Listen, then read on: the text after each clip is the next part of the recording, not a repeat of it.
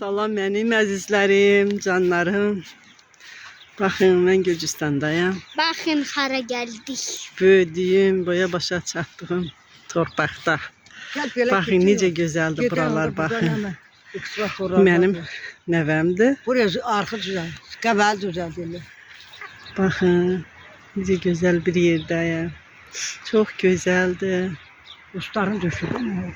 Baxın, elə gözəl mənzərəli bir yerdir buralar. Elə gözəl, gül, çiçək. Gəl.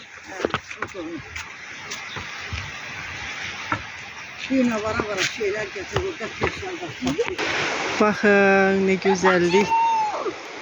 Nə gözəllikdir burada. Gün yaxmağa hazırlaşır.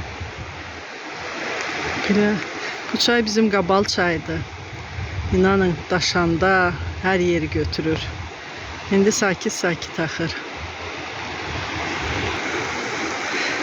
Baxın, bura gəzməyə gəlmişik. Biraz gəzək. Axşam tərəfi elə yaxşıdır hava. Çox gözəl bir havası var.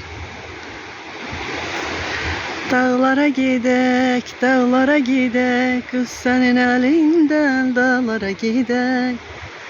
Qəşəng, dağlar lap yaxında.